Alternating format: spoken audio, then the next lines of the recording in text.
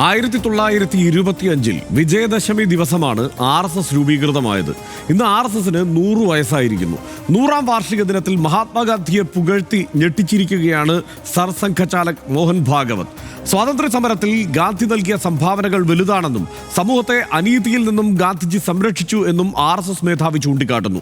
അമേരിക്കയുടെ ചുങ്കപ്പോരിനിടെ സ്വദേശീവൽക്കരണത്തിന് ആഹ്വാനം ചെയ്ത മോഹൻ ഭാഗവത് ജൻസി പ്രക്ഷോഭങ്ങളെ വിമർശിക്കാനും മറന്നില്ല. ഇക്കഴിഞ്ഞ 100 വർഷം RSS ഇന്ത്യൻ സാംസ്കാരിക രാഷ്ട്രീയ രംഗങ്ങളെ എങ്ങനെ സ്വാധീനിച്ചു? പൗരത്വവും ഭരണഘടനയും ഫെഡറൽ ഘടനയും മതേതരത്വവും ഭരണവും ഭരണഘടനയും എല്ലാം അനുദിനം ചർച്ചയാകുന്ന പ്രശ്നവൽക്കരിക്കപ്പെടുന്ന സമകാലിക ഇന്ത്യയിൽ RSSന്റെ പ്രസക്തിയും പ്രഭാവവും എന്താണ്? ആദ്യം RDX റാം.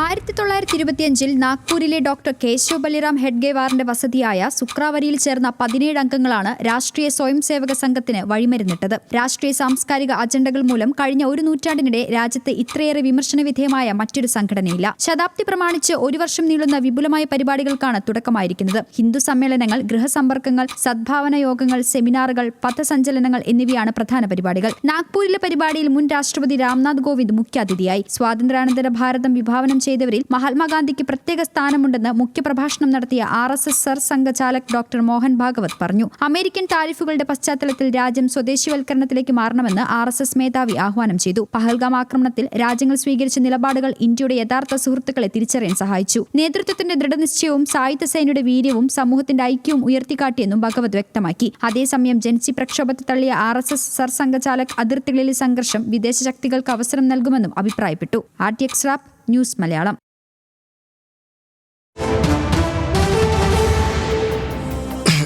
RSS ശതാബ്ദി ആഘോഷങ്ങളുടെ ഭാഗമായി നാണയവും തപാൽ സ്റ്റാമ്പും പുറത്തിറങ്ങി. 100 രൂപ നാണയത്തിൽ ആലേഖനം ചെയ്തത് RSSന്റെ ചിഹ്നമാണ്. RSSന്റെ കൊടി പിടിച്ച ഭാരതാംബ എന്ന് RSS വിശേഷിപ്പിക്കുന്ന ചിഹ്നം. നാണയത്തിൻ്റെ ഒരു വശത്ത് ദേശീയ ചിഹ്നം, മറുവശത്ത് വരദമുദ്രയിൽ ഭാരതാംബ എന്നാണ് അതിനെ RSS വിശേഷിപ്പിച്ചത്. സ്വയം സേവകർ ഭാരതാംബയെ വണങ്ങുന്നതായാണ് ഇതിൻ്റെ ചിത്രീകരണം എന്നും പറയുന്നു. RSS ആപ്തവാക്യവും നാണയത്തിൽ ആലേഖനം ചെയ്തിട്ടുണ്ട്. 1963 റിപ്പബ്ലിക് ദിന പരേഡിൽ RSS പങ്കെടുത്തത് തപാൽ സ്റ്റാമ്പിൽ ചിത്രീകരിച്ചിട്ടുമുണ്ട്. പ്രധാനമന്ത്രി നരേന്ദ്രമോദിയാണ് തപാൽ സ്റ്റാമ്പും നാണയവും പുറത്തിറക്കിയത്. സാംസ്കാരിക മന്ത്രാലയത്തിന്റെ നടപടി ഭരണഘടനയെ അപമാനിക്കുന്നതാണ് എന്ന് മുഖ്യമന്ത്രി പിണറായി വിജയൻ പറഞ്ഞു. ലോകത്ത് ഏറ്റവും കൂടുതൽ സന്നദ്ധ പ്രവർത്തകരുള്ള സംഘടനയാണ് എന്നാണ് RSSനെ കുറിച്ച് പറയുന്നത്. തീവ്ര ഹിന്ദുത്വ ദേശീയതയിലൂന്നിയ പ്രത്യയശാസ്ത്രവും പരിപാടികളുമാണ് RSSൻ്റേത്. സാംസ്കാരിക ദേശീയതയും ഏകാത്മ മാനവ ദർശനവും സേവന പ്രവർത്തനങ്ങളുമാണ് ലക്ഷ്യം എന്ന് RSS വിശദീകരിക്കുന്നു. നാസികളിൽ നിന്നും മുസോളിനിയിൽ നിന്നും ആശയം ഉൾക്കൊണ്ടാണ് RSSന്റെ പ്രവർത്തനം ആരംഭിച്ചത് എന്ന ആരോപണം നിലനിൽക്കുന്നു. പ്രവർത്തകരെ സംഘടിപ്പിക്കുന്ന ഏറ്റവും ചെറിയ യൂണിറ്റിനെയാണ് ശാഖ എന്ന് പറയുന്നത്. മണ്ഡലം, ഖണ്ഡ്, താലൂക്ക്, ജില്ലാ വിഭാഗ്, സംഭാഗ് എന്നിങ്ങനെയാണ് മേൽഘടകങ്ങൾ. സംസ്ഥാന ഘടകത്തെ പ്രാന്തമെന്നാണ് RSS പേര് നൽകിയിട്ടുള്ളത്. കേരളത്തെ 2 പ്രാന്തമായി തിരിച്ചാണ് പ്രവർത്തനം. ഉത്തര, ദക്ഷിണ കേരളം എന്നിങ്ങനെ. RSSന്റെ പ്രചാരകർ, അവർ കുടുംബം വിട്ട് പ്രതിഫലം കൂടാതെ പ്രവർത്തിക്കുന്ന RSS പ്രവർത്തകരെയാണ് പ്രചാരക് എന്ന് വിശേഷിപ്പിക്കുന്നത്. അതൊരു ത്യാഗമായാണ് ആവർത്തിച്ച് RSS എല്ലാ ഘട്ടത്തിലും പറയുക. BJP അടക്കമുള്ള സംഘപരിവാർ പ്രസ്ഥാനങ്ങളിലേക്ക് പ്രചാരകരെ അയക്കാറുണ്ട്. നരേന്ദ്രമോദി, വാജ്പേയി എന്നിവർ പ്രചാരകരായാണ് പൊതുപ്രവർത്തനം തുടങ്ങിയത്. പ്രചാരകർക്ക് വിവാഹിതരാകാനാകില്ല. വിവാഹിതരായാൽ പ്രചാരക പദവി ഒഴിയുകയും വേണം എന്നതാണ് അതിലെ നിയമം. RSS സ്വാതന്ത്ര്യ സമരത്തിൽ പങ്കെടുത്തോ എന്ന ചർച്ച പലപ്പോഴും വിമർശകർ ആവർത്തിച്ച് ചർച്ചയ്ക്ക് വെക്കാറുള്ള സംഗതിയും RSS എപ്പോഴും പ്രതിരോധത്തിലാകുന്ന സംഗതിയുമാണ്. സ്വാതന്ത്ര്യ സമരത്തിൽ RSSന് പ്രത്യേകിച്ചൊരു പങ്കാളിത്തവും ഇല്ല എന്നാണ് ആ നിലനിൽക്കുന്ന ആരോപണം. ബ്രിട്ടനെതിരെ പോരാടുന്നതിനെ നിരുത്സാഹപ്പെടുത്തിയത് മാധവ സദാശിവ ഗോൾവർക്കർ തന്നെയാണ്. ഹിന്ദുക്കൾ ബ്രിട്ടീഷുകാർക്കെതിരെ സമരം ചെയ്ത് അവരുടെ ഊർജം പാഴാക്കരുത്. മുസ്ലിങ്ങളും ക്രിസ്ത്യാനികളും കമ്മ്യൂണിസ്റ്റുകളുമാണ് ശത്രുക്കൾ എന്നുമാണ് ഗോൾവർക്കർ വിചാരധാരയിൽ പറഞ്ഞു വച്ചത്. രൂപീകരണ ശേഷം RSS രാജ്യത്ത് പലതവണ നിരോധിക്കപ്പെട്ടിട്ടുണ്ട്. ആദ്യ നിരോധനം 47-ലാണ്. 4 ദിവസത്തിന് ശേഷം നിരോധനം പിൻവലിച്ചു. ഗാന്ധി വധത്തിൽ പങ്കെന്ന ആരോപണത്തെ തുടർന്ന് 48-ൽ വീണ്ടും നിരോധിച്ചു. 18 മാസത്തിന് ശേഷം നിരോധനം പിൻവലിച്ചത് ജവഹർലാൽ നെഹ്റു സർക്കാർ തന്നെയാണ്. 3ാമത്തെ നിരോധനം 1975-ലെ അടിയന്തരാവസ്ഥ കാലത്താണ്. പിന്നെ 92-ൽ ബാബറി മസ്ജിദ് ധ്വംസനത്തിന് പിന്നാലെ വീണ്ടും RSSനെ നിരോധിക്കുന്ന സാഹചര്യം ഉണ്ടായിട്ടുണ്ട്. ഇപ്പോൾ കേന്ദ്രത്തിലെ ഏറ്റവും സ്വാധീനമുള്ള സംഘടന RSS തന്നെയാണ്. BJP പിന്തുടരുന്നത് RSSന്റെ നയങ്ങളും ആശയങ്ങളുമാണ്. പക്ഷേ നരേന്ദ്രമോദി സർക്കാരിൽ RSSന് പഴയ പോലെ വലിയ സ്വാധീനമില്ല എന്ന വസ്തുതയും നിലനിൽക്കുന്നു. RSS പിന്തുണയില്ലാതെയും ജയിക്കാമെന്ന് JP നദ്ദ പറഞ്ഞതിൽ നാഗ്പൂരിന് അതൃപ്തിയുണ്ട്. RSSന് നരേന്ദ്രമോദിയേക്കാൾ താല്പര്യം നിതിൻ ഗഡ്കരിയോടാണ് എന്നുള്ള ചർച്ചയും വിശകലനങ്ങളുമൊക്കെ സമാന്തരമായി നടക്കുന്നുമുണ്ട്. ഇത്രയൊക്കെയാണ് RSSനെ കുറിച്ച് പറയാനുള്ളത്. സനീഷ്, ഇപ്പോൾ RSS എന്ന് പറയുന്നത് വലിയ പ്രസ്ഥാനമാണ്. അത് RSS ആവർത്തിച്ച് അവകാശപ്പെടുന്നതുമാണ്. അതിൻ്റെ അംഗസംഖ്യയെക്കുറിച്ചും ഒക്കെ RSS അതിൻ്റെ അംഗത്വ പട്ടിക പുറത്തു വിടാറില്ലെങ്കിൽ കൂടി അതിന് പ്രത്യേക കാരണങ്ങളൊക്കെ ഉണ്ട്. എങ്കിൽ പോലും ഇത് ഏറ്റവും വലിയ സംഘടന എന്ന് വേണമെങ്കിൽ വിചാരിക്കാവുന്ന സാഹചര്യം ഇന്ത്യയിൽ നിലവിലുണ്ട്. കാരണം അവർ തന്നെ എപ്പോഴും പറയുന്നത് എന്താണ്, പ്രധാനമന്ത്രി RSSകാരനാണ്, രാഷ്ട്രപതി RSSൽ നിന്നാണ്, ഉപരാഷ്ട്രപതി RSSൽ നിന്നാണ്. അങ്ങനെ അങ്ങനെ പറഞ്ഞു വരുമ്പോൾ നമ്മൾ നോക്കി നിൽക്കുമ്പോൾ ഇവിടെ പഴയ DGP RSSൻ്റെ കുപ്പായം ധരിച്ച് RSS ആയി രംഗത്ത് ഇറങ്ങിയിരിക്കുന്നു. പല റിട്ടയർഡ് ജഡ്ജിമാരും ഒക്കെ RSSൻ്റെ പരിപാടികളിലേക്ക്, ഇപ്പോഴുള്ള ജഡ്ജിമാരും RSSൻ്റെ പരിപാടികളിൽ പങ്കെടുക്കുന്നു. ഇങ്ങനെയൊക്കെ നോക്കുമ്പോൾ ശരിയായിരിക്കും, RSS വലിയ സംഘടനയാണ്. അപ്പോൾ ആ നിലയ്ക്ക് RSSൻ്റെ വലിപ്പത്തെ മുന്നിൽ കണ്ടുകൊണ്ട് ഈ കഴിഞ്ഞ 100 വർഷത്തിനിടെയുള്ള അതിൻ്റെ പ്രയാണത്തെ, അതിൻ്റെ രൂപീകരണത്തെ മുതൽ ഇങ്ങോട്ട് നോക്കിയാൽ എങ്ങനെയാണ് സനീഷ് വിലയിരുത്തുന്നത്? ഇതിൽ ഹർഷൻ പറഞ്ഞതുപോലെ ഒരു കാര്യം വസ്തുതയാണ്, RSS ഒരു വലിയ സംഘടനയാണ്. കാരണം ലോകത്തെ ഏറ്റവും പ്രധാനപ്പെട്ട ഏറ്റവും വലിയ രാജ്യങ്ങളിൽ ഒന്നിനെ ഭരിക്കുന്ന BJP എന്ന ഭരണ സംവിധാന പാർട്ടിയുടെ പിന്നിൽ അവരെ നിയന്ത്രിക്കുന്നത്, ആശയപരമായിട്ടാണെങ്കിലും ഫിസിക്കലായിട്ടാണെങ്കിലും നിയന്ത്രിക്കുന്നത് RSS ആണ് എന്നത് തന്നെ അവരുടെ വലുപ്പത്തിന് വലിയ പ്രകടമായ ഉദാഹരണമാണ്. നമ്പരൊന്നും അവർ പുറത്തുവിടാത്തതുകൊണ്ടും അത് വേണമെന്ന് തന്നെ ഇല്ല. RSS വലിയ സംഘടനയാണ്. പക്ഷേ RSS പിന്തുണക്കാവുന്ന സംഘടനയാണോ? നിങ്ങൾ RSSനോട് യോജിക്കുന്നുണ്ടോ എന്ന് ചോദിച്ചാൽ ഞാൻ ഇല്ല, നിശ്ചയമായിട്ടുമില്ല. RSSനോട് എനിക്ക് വലിയ എതിർപ്പാണ് എന്ന് പറയുന്ന ആളാണ് ഞാൻ. എന്തുകൊണ്ടാണത് എന്ന് ചോദിച്ചാൽ, നമ്മൾ ഈ ദിവസത്തെ RSSും ഗാന്ധിയും ചേർന്നൊരു ദിവസം എന്നെടുക്കുമ്പോൾ നമ്മൾ ഇന്ത്യ ആകുന്ന കാലത്ത് ഇന്ത്യ കണ്ടിരിക്കുന്ന ഏറ്റവും വലിയ ഹിന്ദുമത വിശ്വാസി ആരാണെന്ന് ചോദിച്ചാൽ അത് മഹാത്മാഗാന്ധിയാണ് എന്ന് പറയേണ്ടി വരും. കാരണം അദ്ദേഹം RSS പറയുന്ന എല്ലാം മഹാത്മാഗാന്ധിയിലുണ്ടായിരുന്നു. അദ്ദേഹം അതിതീവ്ര വിശ്വാസിയായിരുന്നു, മതവിശ്വാസിയായിരുന്നു, ഹിന്ദുമത വിശ്വാസിയായിരുന്നു, രാമഭക്തനായിരുന്നു. അദ്ദേഹം അതിൻ്റെ ജീവിതത്തിലുടനീളം ഈ വിശ്വാസിയായിരിക്കാവുന്ന, ജീവിതത്തിൻ്റെ ആദ്യകാലങ്ങളിൽ ഈ ഹിന്ദുമതത്തിനകത്ത് ഉണ്ട് എന്ന് പറയുന്ന മോശം കാര്യങ്ങൾ എന്ന് വെച്ചാൽ ഈ വർണ്ണാശ്രമധർമ്മം പോലുള്ള കാര്യങ്ങളുടെ പോലും ഉപാസകനായിട്ടാണ്, അല്ലെങ്കിൽ അത് തള്ളിക്കളയേണ്ടതില്ലെന്ന അഭിപ്രായമാണ്. പിന്നീട് പക്ഷേ അദ്ദേഹം തിരുത്തിയെങ്കിലും ഗാന്ധി ആ തരത്തിലൊരു വലിയ വിശ്വാസിയായിരുന്നു. പക്ഷേ ഗാന്ധി RSS ആയിരുന്നില്ല എന്നതാണ് നമ്മൾ ആദ്യം ആലോചിക്കേണ്ടത്. മഹാത്മാഗാന്ധി 1948 മരിക്കുന്നത്. 1925 RSS ഉണ്ടാകുന്നത്. 23 വർഷം RSSും മഹാത്മാഗാന്ധിയും ഒരേ കാലത്ത് ജീവിച്ചിട്ടുണ്ട്. എന്നുവെച്ചാൽ RSS ഇവിടെ ഉള്ളപ്പോൾ തന്നെ മഹാത്മാഗാന്ധിയുണ്ട്. 23 വർഷക്കാലം അദ്ദേഹത്തിൻ്റെ ഏറ്റവും പൊളിറ്റിക്കലായിട്ടുള്ള അവെയർ ആയിട്ടുള്ള, അദ്ദേഹം ഇൻ്റലക്ച്വലി ഏറ്റവും കൂടുതൽ ഗംഭീരമായിട്ട് നിന്ന കാലത്താണ് RSS അപ്പുറത്തുള്ളത്. ഒരു ഘട്ടത്തിൽ പോലും മഹാത്മാഗാന്ധി RSSനെ അനുകൂലിച്ചിട്ടില്ല എന്ന് മാത്രമല്ല, RSSനെ നിശിതമായി വിമർശിച്ചിട്ടുണ്ട്. ഈ പരമ രാമഭക്തനായിട്ടുള്ള, പരമ ഹിന്ദുമത വിശ്വാസിയായിട്ടുള്ള, പരമമായിട്ടുള്ളൊരു ഭക്ത ആളായിട്ടുള്ള, മതജീവിയായിട്ടുള്ള എന്ന് തന്നെ പറയാവുന്ന മഹാത്മാഗാന്ധി ഒരിക്കൽ പോലും ഹിന്ദുമതത്തിൻ്റെ ഏറ്റവും പ്രധാനപ്പെട്ട ബോഡിയാണ് ഞങ്ങളെന്ന് അവകാശപ്പെടുന്ന RSSനെ അടുപ്പിച്ചിട്ടേ ഇല്ല. മതം എന്നതിനപ്പുറത്ത് RSSന്റെ അടിസ്ഥാന ശിലയായ വർണ്ണാശ്രമ വ്യവസ്ഥയെ പോലും അംഗീകരിച്ച അദ്ദേഹം RSSനെ അടുപ്പിച്ചിട്ടില്ല. RSSനെ ഓടിച്ചു വിടുക ചെയ്തിരിക്കുന്നത്. RSSനെ എതിർക്കുക മാത്രമേ ചെയ്തിട്ടുള്ളൂ. അതിന് നമ്മൾ ഈ ദിവസം മുഴുവൻ, ഇന്നത്തെ RDX നാളത്തെ RDX ഒക്കെ എടുത്താൽ ഒരുപാട് തെളിവുകൾ എടുത്ത് നമ്മൾ വെക്കേണ്ടി വരും. അതുകൊണ്ട് ഞാൻ അതിലേക്ക് വിശദമായിട്ട് പോകുന്നില്ല. രണ്ടാമത്തെ കാര്യം എന്ന് വെച്ചാൽ, വിഭജന കാലമാണ് യഥാർത്ഥത്തിൽ നമ്മുടെ രാഷ്ട്രീയം ചർച്ച ചെയ്യപ്പെട്ട ഇന്ത്യ എന്ന് പറയുന്ന ഇപ്പോൾ നമ്മൾ ജീവിക്കുന്ന ഈ മഹാരാജ്യം ഉണ്ടായി വന്നത് അതിതീവ്രമായിട്ടൊരു വിഭജനത്തിന് ശേഷവും രക്തച്ചൊരിച്ചിലിന് ശേഷമാണെന്ന് നമുക്കറിയാമല്ലോ. വിഭജന കാലത്ത് ഹിന്ദുക്കളും മുസ്ലിങ്ങളും പരസ്പരം കൊല്ലുകയായിരുന്നു. ലോകത്ത് ഇപ്പോൾ ഗാസയിലൊക്കെ കാണുന്ന പോലുള്ള അങ്ങേയറ്റം നൃശംസമായ, ലോകം മുഴുവൻ അന്തം വിട്ട് നിൽക്കുന്ന തരത്തിലുള്ള കൊലപാതക പരമ്പര ആ കാലത്ത് ഇവിടെ നടന്നു. അന്ന് മഹാത്മാഗാന്ധി അക്കാര്യത്തെക്കുറിച്ച് പറഞ്ഞ എന്താണ്? When a man turns into a double, he is neither a Hindu nor a Muslim എന്നാണ് അദ്ദേഹം പറഞ്ഞത്. എന്ന് വെച്ചാൽ ഒരു മനുഷ്യൻ ചെകുത്താനായിട്ട് മാറിയാൽ പിന്നെ അയാൾ ഹിന്ദുവോ മുസ്ലിമോ അല്ല. അതായത് നിങ്ങൾ ഹിന്ദുമത വിശ്വാസിയാണ്, നിങ്ങളുടെ മുസ്ലിമിനെ കൊല്ലുകയാണ്, നിങ്ങൾ പിന്നെ ഞാൻ വിശ്വസിക്കുന്ന ഹിന്ദുമതത്തിലെ ആളല്ല, നിങ്ങൾ ഹിന്ദുമത വിശ്വാസിയായിട്ട് ഞാൻ കൂട്ടുകയില്ല എന്ന് പറഞ്ഞ ആളാണ്. എന്ന് വെച്ചാൽ ഞാൻ ഇത്ര വലിയ മതവിശ്വാസി ആയിരിക്കുമ്പോൾ തന്നെ വർഗീയതയിലേക്ക് പോയാൽ നിങ്ങൾ നിലനിൽപ്പുണ്ടാവില്ല എന്ന് പറഞ്ഞ ആളാണ് ഈ മഹാത്മാഗാന്ധി. ഈ മഹാത്മാഗാന്ധിയും RSSും തമ്മിൽ ഒരു താരതമ്യവുമില്ല. RSS അദ്ദേഹത്തെ ഇപ്പോൾ അനുകൂലിക്കുന്നത് എന്തുകൊണ്ടാണ്? അവർക്ക് എത്രമാത്രം ശ്രമിച്ചിട്ടും ചീത്തപ്പേർ ഉണ്ടാക്കാൻ പറ്റാത്ത ഒരു അസാധാരണമായ വലുപ്പത്തിലുള്ളൊരു സാന്നിധ്യമായിട്ട് മോഹൻദാസ് കരംചന്ദ് ഗാന്ധി ഈ ചരിത്രത്തിൽ നിലനിൽക്കുന്നതുകൊണ്ടാണ്. കാലം കഴിയുന്തോറും നമ്മൾ നിലവിളക്കെടുത്തിട്ട് ഈ ഉമിയിട്ട് തുടച്ചുമ്പോൾ തിളങ്ങി വരും. അത് ആർഎസ്കാർക്ക് മനസ്സിലാകുന്നൊരു ഉപമയാണ്. അതായത് നിലവിളക്ക് എത്ര കാലം നിലവറയിൽ കൊണ്ടുപോയി ഇട്ടാലും പൊടി പിടിച്ചാലും അതിനെ എടുത്തിട്ട് ഉമിയിട്ടും തുടച്ചാൽ തിളങ്ങി വരും, കൂടുതൽ തിളങ്ങും. അതുപോലെ മഹാത്മാഗാന്ധിയുടെ പേരിങ്ങനെ തിളങ്ങുകയാണ്. മഹാത്മാഗാന്ധിയുടെ എല്ലാ കാലത്തും ഇങ്ങനെ ആയിരുന്നില്ല കാര്യം എന്ന് ഓർക്കണം. 2014 നരേന്ദ്രമോദി അധികാരത്തിലേക്ക് വരുന്ന പ്രധാനമന്ത്രിയായിട്ട്. 2013 അദ്ദേഹമാണ് പ്രധാനമന്ത്രി സ്ഥാനാർത്ഥിയാവുക, അടുത്ത ഭാവി പ്രധാനമന്ത്രിയാണെന്ന് വരുന്ന ആ കാലത്ത് ഗുജറാത്തുകാരനായിട്ടാണ് നരേന്ദ്രമോദി. മഹാത്മാഗാന്ധിയുടെ നാട്ടുകാരനായിട്ടുള്ള നരേന്ദ്രമോദി 2013 രാജസ്ഥാനിൽ ഒരു പ്രസംഗം നടത്തിയപ്പോൾ മോഹൻലാൽ കരംചന്ദ് ഗാന്ധി എന്നാണ് അദ്ദേഹത്തിൻ്റെ പേര് പറഞ്ഞത്. ഓർമ്മയുണ്ട് ആർഷിന്? വലിയ വാർത്തയാണ്. ഇപ്പോൾ സെർച്ച് ചെയ്ത് നോക്കുമ്പോൾ കാണാം. മോഹൻലാൽ കരംചന്ദ് ഗാന്ധി. 10 വയസ്സോ അല്ലെങ്കിൽ 8 വയസ്സോ ഉള്ളപ്പോൾ എനിക്കറിയാമായിരുന്നു, കണ്ണടച്ച് ഞാൻ പറയായിരുന്നു മോഹൻദാസ് കരംചന്ദ് ഗാന്ധി എന്ന്. കാരണം ഇന്ത്യക്കാരുടെ എല്ലാ മനസ്സിലുണ്ട്. പക്ഷേ RSSൻ്റെ ശാഖയിൽ പോകുന്ന ഒരാൾക്ക്, RSSൻ്റെ വിശ്വാസിയായിരിക്കുന്ന ഒരാൾക്ക് അതിന് പുറത്തുള്ള മനുഷ്യർക്ക് ഉള്ളത്രക്ക് ആരാധന, ബഹുമാനം ഗാന്ധിയോടില്ല എന്നത് വസ്തുതയാണ്. അതിൻ്റെ കാരണം ഞാൻ നേരത്തെ പറഞ്ഞാണ്. അദ്ദേഹത്തിൻ്റെ മതം എന്ന് വെച്ചാൽ എല്ലാവരെയും ഉൾക്കൊള്ളുന്ന വസുധൈവ കുടുംബം എന്നൊക്കെ പറയുന്ന മതമാണ്. പക്ഷേ RSSൻ്റെ മതത്തിനകത്ത് ഇതര മതങ്ങളോട് വിദ്വേഷം മാത്രമേ ഉള്ളൂ എന്നതാണ് അതിലെ കാര്യം. അതുകൊണ്ട് തന്നെ RSS ഇപ്പോൾ എന്ന് വെച്ചാൽ നെഹ്റുവിനെ അവർ ചീത്ത വിളിച്ചുകൊണ്ടേ ഇരിക്കുകയാണല്ലോ. കാരണം നെഹ്റുവിനെ അത് വിളിക്കാവുന്ന ഏതൊരു അവസരം അവർക്കുണ്ട്. പക്ഷേ മഹാത്മാഗാന്ധി ആദ്യം അവഗണിച്ച് മോഹൻലാൽ എന്നൊക്കെ വിളിച്ചിട്ട് അത് നിസ്സാരമായ തെറ്റോ നാക്കുവഴിയോ അങ്ങനെ ആർക്കാ നാക്കുവഴോ പറ്റുക.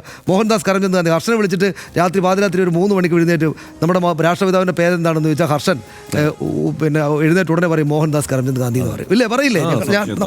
നമ്മളൊക്കെ പറയും. അപ്പോൾ അത് അങ്ങനെയാണ് പ്രധാനമന്ത്രി. അപ്പോൾ അതുകൊണ്ട് പിന്നെ രണ്ടാമതൊരു കാര്യം ഞാൻ പെട്ടെന്ന് തീർക്കാം. രണ്ടാമതൊരു കാര്യം എന്ന് വെച്ചാൽ RSS ഇപ്പോൾ പറയുന്നു ഈ രാജ്യത്തിൻ്റെ ഏറ്റവും പ്രധാനപ്പെട്ട ആളുകൾ ഞങ്ങളാണെന്ന്. പല കാരണങ്ങൾ കൊണ്ട് തെറ്റാണ്. എന്തുകൊണ്ടാണെന്ന് വെച്ചാൽ RSS പറയുന്ന ഇന്ത്യ ഇതല്ല.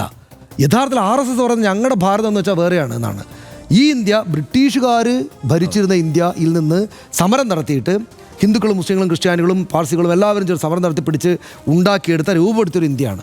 ആ ഇന്ത്യയിൽ RSSന് എന്താ പങ്കാളിത്തമുള്ളത്? RSS അവിടെ പോരാട്ടം നടത്തിയിട്ടേ ഇല്ല, സ്വാതന്ത്ര്യ സമര പോരാട്ടത്തിൽ ഉണ്ടായിരുന്നില്ല എന്ന് അവർ പോലും സമ്മതിക്കും. കാരണം അവർ വിചാരിക്കുന്ന വേറൊരു തരം ഇന്ത്യയാണ്. അപ്പോൾ ഇപ്പോൾ ഉണ്ടാക്കപ്പെട്ടിരിക്കുന്ന ഈ ഇന്ത്യയിൽ RSSന് എന്ത് പങ്കാളിത്തമാണുള്ളതെന്ന് വെച്ചാൽ ഉള്ള ഇന്ത്യയെ ഞങ്ങൾക്ക് കിട്ടിയതുകൊണ്ട് ഞങ്ങളാണ് ഇതിൻ്റെ ആളുകൾ എന്ന് അവർ പറയുന്നു എന്നല്ലാതെ ഉള്ള ഭരണഘടന ഏതായാലും പോരാടി ആ ഭരണഘടനയെ ഭേദിക്കാൻ പറ്റാത്തതുകൊണ്ട് ഞങ്ങളുടെ ഭരണഘടന ഇപ്പോൾ അംഗീകരിക്കുന്നു എന്നല്ലാതെ ഉള്ള ത്രിവർണ്ണ പതാകയെ ആദ്യകാലത്ത് അംഗീകരിക്കാറുണ്ട്, ഇപ്പോൾ അത് സംഭവമായതുകൊണ്ട് ഞങ്ങളതിനെ അംഗീകരിക്കുന്നു എന്നല്ലാതെ RSSന് എന്ത് ഭാരതമാണുള്ളത്? അതുകൊണ്ട് നമ്മുടെ രാജ്യം എന്ന് വെച്ചാൽ ഹിന്ദുക്കളും മുസ്ലിങ്ങളും ക്രിസ്ത്യാനികളും ഉള്ളൊരു സെക്യുലർ രാജ്യമാണ് ഭരണഘടന പ്രകാരം എന്ന കാര്യത്തിൽ യാതൊരു സംശയവുമില്ല.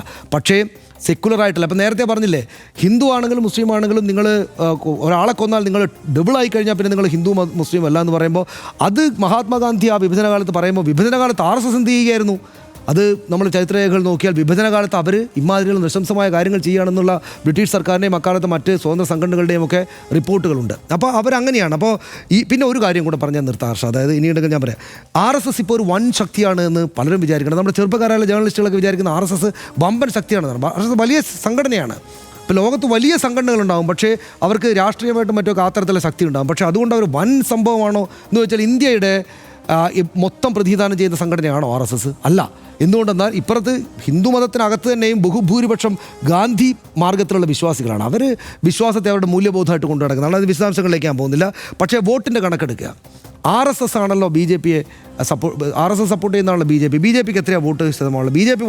ബി ജെ പി അടങ്ങുന്ന മുന്നണിക്ക് ഈ ഇപ്പോൾ ഭരിക്കുന്ന സർക്കാരിന് 43.6% വോട്ടിൻ്റെ പിന്തുണയാണ്. 43. ബി ജെ പിയുടെ വോട്ട് ശതമാനം 36.6% മാത്രമാണ്. ബി ജെ പിക്ക് വോട്ട് ചെയ്യുന്ന ആളുകളിൽ പോലും മുഴുവൻ പേരും RSSൻ്റെ ആരാധകരല്ല എന്ന് ഓർക്കണം. RSSൻ്റെ ആരാധകർ മാത്രമല്ല ബി ജെ പിക്ക് വോട്ട് ചെയ്യുന്നത്. നരേന്ദ്രമോദി പ്രധാനപ്പെട്ട ഒരാളാണെന്ന് കണ്ടിട്ടും ബി ജെ പി കൊള്ളാവുന്നൊരു സംഗതിയാണെന്ന് കണ്ടിട്ടും കോൺഗ്രസിനെതിരായിട്ട് വിദ്വേഷം ഉള്ളത് കൊണ്ടും ഒക്കെ പല കാരണങ്ങൾ കൊണ്ട് ബി ജെ പിക്ക് വോട്ട് ചെയ്യുന്നത് ഇന്ത്യൻ വോട്ടർമാരിലെ 36.6% മാത്രമാണ്. ബഹുഭൂരിപക്ഷം അപ്പുറത്താണ്. 75% അപ്പുറത്താണ് RSS ബി ജെ പി വിരുദ്ധരാണുള്ളത്. NDA ആണെങ്കിൽ 43.6%. അപ്പോൾ പകുതി ഈ പറയുന്ന RSS വിരുദ്ധരുടെ കൂടെ വോട്ട് ചേർന്നിരിക്കുന്ന NDAയും ബി ജെ പിയിലും പോലും ഈ പറയുന്ന ശതമാനം മാത്രമേ ഉള്ളൂ. അപ്പോൾ നിങ്ങൾ ആലോചിച്ച് നോക്കൂ, RSSനുള്ള ഇതിനേക്കാൾ എത്രയോ ഇരട്ടിയാണ് RSS അല്ലാത്ത ആളുകൾക്ക് ഇന്ത്യയിൽ ശക്തിയുള്ളത് എന്ന് കാണുമ്പോഴാണ് നമ്മൾ RSS വലിയ സംഘടനയാണെങ്കിലും RSS രാജ്യത്തെ ഒന്നാമത്തെ സംഘടനയല്ല, അല്ലെങ്കിൽ ഒന്നാമത്തെ രാഷ്ട്രീയ ആശയമല്ല എന്ന് മനസ്സിലാക്കേണ്ടത്. അത് മനസ്സിലാക്കുമ്പോൾ തന്നെ അതിനുള്ള ഒരു ഒറ്റ കാര്യം, അങ്ങനെ അതായതുകൊണ്ടാണ് ഹർഷൻ അതായതുകൊണ്ടാണ് 70 കൊല്ലക്കാലം RSS സൈഡിലിരിക്കുകയായിരുന്നു. 70 കൊല്ലക്കാലം 2-3 തലമുറകൾ മാറി മറിഞ്ഞ് വന്നതിന് ശേഷം മാത്രമാണ് ഇവർ ഈ പറയുന്ന അഗ്രസീവ് ഹിന്ദുത്വയും ഈ പറയുന്ന അഗ്രസീവ് നാഷണലിസവും ഒക്കെ ഒന്ന് അടിച്ച് തറപ്പിച്ചിട്ട് ഈ മട്ടിലെങ്കിലും ചെറിയ ശതമാനം വോട്ടുണ്ടാക്കിയിട്ട് ഇതിലേക്ക് കയറി വരാൻ പറ്റിയത്. അതിന് കോർപ്പറേറ്റ് സംഗതികളുടെ സഹായമുണ്ട്, മറ്റ് പലതരത്തിലുള്ള രാഷ്ട്രീയ കാരണങ്ങളുണ്ട്. പക്ഷേ RSS വലിയ സംഘടനയായിരിക്കുമ്പോഴും ഇപ്പോഴും ഇന്ത്യയുടെ മനസ്സിനെ ഒട്ടാകെ പ്രതിനിധീകരിക്കുന്ന സംഘടനയല്ല എന്ന് മാത്രമല്ല, ഇന്ത്യയുടെ മനസ്സിനെ ഒട്ടാകെ പ്രതിനിധീകരിക്കുന്നത് RSS വിരുദ്ധതയുടെ രാഷ്ട്രീയമാണ് എന്നുകൂടെ നമ്മൾ പറയണം. റൈറ്റ്. ഇത് ഈ സാമൂഹ്യമായ സാഹചര്യങ്ങളിൽ കഴിഞ്ഞ 100 വർഷം ഇന്ത്യയിൽ ഏറ്റവും ഇടപെടൽ ശേഷി കാണിച്ച സംഘടന RSS തന്നെയാണ് എന്ന് ഞാൻ പറയും. അതിൽ 70 വർഷം അവർക്ക് നിർജീവമായിരിക്കേണ്ടി വന്നു. മഹാത്മാഗാന്ധിയുടെ വധത്തിന് ശേഷം 70 വർഷം നിർജീവമായിരിക്കേണ്ടി വന്നെങ്കിലും ബാക്കി അപ്പുറത്തും ഇപ്പുറത്തുമായി കിട്ടിയ 30 വർഷം കൊണ്ടുള്ള അവരുടെ ഒരു പ്രവർത്തനം എന്ന് പറയുന്നത് സമൂലമായി അവർക്ക് പലതരത്തിലുള്ള ഇടപെടൽ ശേഷി നൽകുന്നതായിരുന്നു, അല്ലെങ്കിൽ അവർക്ക് അവരെ അടയാളപ്പെടുത്താൻ കഴിയുന്നതായിരുന്നു എന്ന കാര്യത്തിൽ സംശയമില്ല. അതിനൊരു പ്രധാനപ്പെട്ട കാരണം ഇതൊരു വലിയ ശൃംഖലയുടെ ഒരു കേന്ദ്രമാണ് RSS എന്നുള്ളതാണ്. ഏതാണ്ട് 50ഓളം സംഘടനകളാണ് RSSന് താഴേക്ക് പ്രവർത്തിക്കുന്നത്, വിവിധ ഭാഗങ്ങളായി പ്രവർത്തിക്കുന്നത്. ഇതെല്ലാം ഒരൊറ്റ ആശയം, അതായത് തീവ്ര ഹിന്ദുത്വ ആശയം, അതായത് അതിൻ്റെ രാഷ്ട്രീയ ആയുധം എന്ന നിലയ്ക്ക് തന്നെ ഹിന്ദുത്വയെ പ്രയോജനപ്പെടുത്താൻ, മതത്തെ പ്രയോജനപ്പെടുത്താൻ പദ്ധതിയിട്ടിട്ടുള്ള സംഘടന എന്ന നിലയ്ക്ക് തന്നെയാണ് അതിനെ വ്യാഖ്യാനിക്കേണ്ടത്. ഇത് തുടങ്ങുമ്പോൾ എവിടെ നിന്നാണ് ഇതിൻ്റെ തുടക്കം എന്ന് നമ്മൾ ആലോചിക്കുമ്പോൾ അത് അന്ന് മുസോളിനിയെ മുൻചെ കാണാൻ പോയി എന്നതിൽ ആരംഭിക്കുന്നുണ്ടല്ലോ. അതിനു മുമ്പ് തന്നെ ഈ ആശയ പരിസരമുണ്ടെങ്കിലും ഇതിനൊരു സംഘടനാ രൂപം എവിടെ വേണം, എങ്ങനെ വേണം, അതൊരു ഫാസിസ്റ്റ് സ്വഭാവത്തിൽ ഒരു നാസി അടിത്തറ അതിൽ എങ്ങനെ കെട്ടിപ്പടുക്കാൻ കഴിയും, തീവ്രദേശ സ്നേഹത്തിൽ ഈ മിത്തുകളിലും വിശ്വാസത്തിലും ഊന്നിയ തീവ്രദേശ സ്നേഹത്തിൽ എങ്ങനെ ഇതിനെ കെട്ടിപ്പടുക്കാൻ കഴിയുമെന്നുള്ള ആലോചനയുടെ ബാക്കിയായി ഉടലെടുത്ത സംഘടനയാണ് ഈ സംഘടന. അപ്പോൾ സ്വാഭാവികമായും അവർക്ക് ആദ്യഘട്ടത്തിൽ പക്ഷേ അതായത് എനിക്ക് ഏറ്റവും കൗതുകകരമായ ഒരു കാര്യം പറയാം.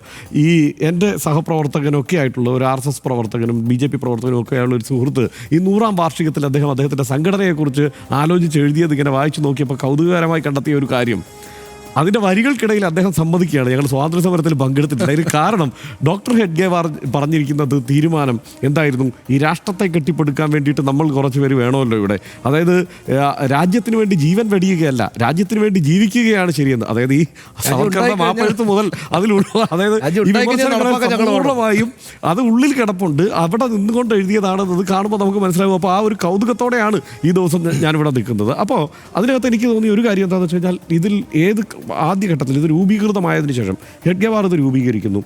ഹെഡ്ഗേവാർ കോൺഗ്രസിൽ സജീവമായിരുന്ന ആളാണ്, ജയിൽവാസം അനുഷ്ഠിച്ചിട്ടുള്ള ആളാണ്.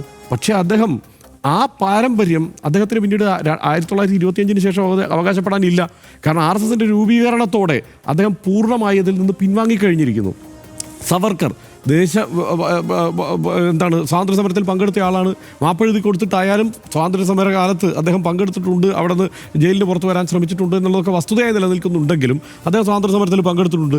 പക്ഷേ അദ്ദേഹവും 1925 ശേഷം ആ സ്വാതന്ത്ര്യ സമരത്തിൽ നിന്ന് പൂർണ്ണമായി വിട്ടു. അപ്പോൾ സംഘടന എന്ന നിലയിൽ ഇപ്പോൾ നേതാക്കൾ സ്വാതന്ത്ര്യ സമര സേനാനികളാണ് എന്ന് പറയുന്നതിൽ അർത്ഥമില്ല. അവിടെ നിന്ന് അടർന്നു മാറി വന്നതിന് ശേഷം ഒരു സംഘടന എന്ന നിലയിൽ 25 മുതൽ 47 വരെ സ്വാതന്ത്ര്യ സമരം ഏറ്റവും കൊടുമ്പിരി കൊണ്ട് നിൽക്കുന്ന കാലത്ത് ഒരു പണിയും സ്വാതന്ത്ര്യ സമരത്തിന് വേണ്ടി എടുത്തിട്ടില്ല. ഈ സംഘടന എന്നത് സത്യമാണ്, അതങ്ങനെ നമ്മൾ പറയാതെ പോകാൻ പറ്റില്ലല്ലോ സ്വാഭാവികമായും. മറ്റൊരു പ്രധാനപ്പെട്ട കാര്യം ഇതിനകത്ത് ഇവർ ഓരോ ഘട്ടത്തിലും വിവിധ കാലത്ത് എങ്ങനെയാണ് അടയാളപ്പെടുത്തി പോകുന്നതെന്ന് നമ്മൾ ആലോചിച്ചാൽ 47 തന്നെ ഒന്ന് നിരോധിക്കപ്പെട്ടതാണ്.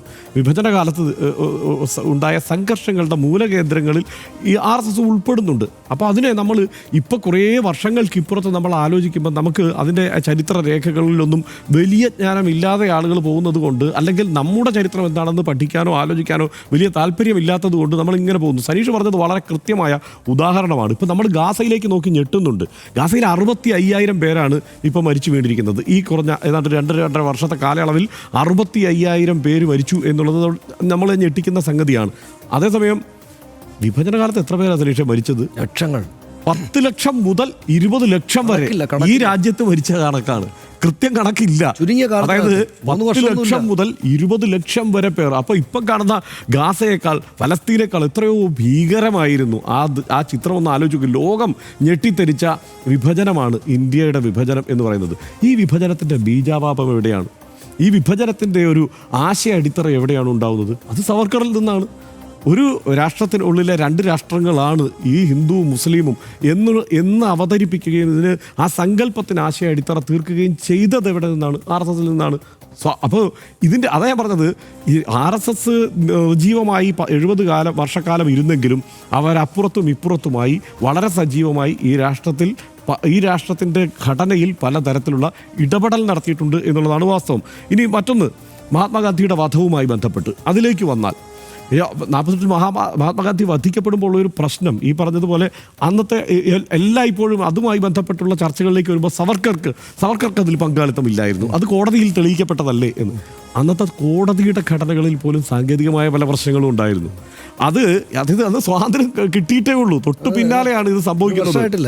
തൊട്ടുപില്ല, അതായത് ഈ 10-20 ലക്ഷം പേര് മരിച്ച കലാപങ്ങൾക്കും ഈ വിഭജനത്തിനും എല്ലാം ശേഷം തൊട്ടു പിന്നാലെ മഹാത്മാഗാന്ധി കൊല്ലപ്പെടുകയാണ്. അതിൻ്റെ വിചാരണ നടക്കുകയാണ്. ആ വിചാരണയിൽ സ്വാഭാവികമായും സവർക്കർ അടക്കമുള്ളവർ രക്ഷപ്പെട്ടെങ്കിൽ അത് തുടർന്നുള്ള അപ്പീലിലേക്ക് പോകാൻ തക്കവണ്ണം ഇവിടെ ഒരു ഭരണഘടന രൂപപ്പെട്ടിട്ടില്ല. അന്ന് സുപ്രീം കോടതിയിലേക്ക് പോകാവുന്ന സാഹചര്യം ആ സമയത്ത് നിലവിലില്ല.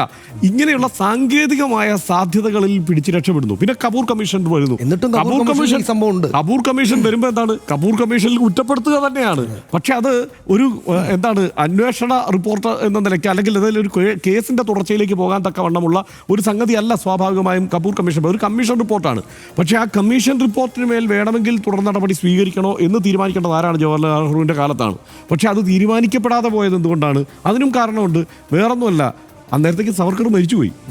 സവർക്കർ മരിച്ചു എന്നതൊരു കാര്യം. പിന്നെ അന്നത്തെ സാമൂഹ്യ സാഹചര്യത്തിലും രാഷ്ട്രീയ സാഹചര്യത്തിലും ഈ രാജ്യത്തിൻ്റെ മുന്നോട്ടുള്ള ഗതിയിൽ അതിൻ്റെ വളർച്ചയിൽ അതിനെ തടസ്സപ്പെടുത്തുന്ന തരത്തിലൊരു ഒരു നടപടിയിലേക്ക് പോകേണ്ടതില്ല എന്നും നെഹ്റു തീരുമാനിച്ചിട്ടുണ്ട്. അതുകൊണ്ടാണ് ഗാന്ധി വധത്തിലെ സവർക്കറുടെ നേരിട്ടുള്ള പങ്ക് ആ മട്ടിൽ തെളിയിക്കപ്പെടാനുള്ള ഒരു അന്വേഷണത്തിൽ ഇപ്പം നടക്കുന്ന ഈ കാലത്താണെങ്കിൽ എത്ര അന്വേഷണങ്ങളിലേക്ക് പോകും, എത്ര കോടതി നടപടിയിലേക്ക് പോകും. ഇത് നിസ്സാരമായ ഒരു കോടതി നടപടിയിലൂടെ അത് അവസാനിപ്പിച്ചോ എന്നുള്ളതാണല്ലോ യാഥാർത്ഥ്യം.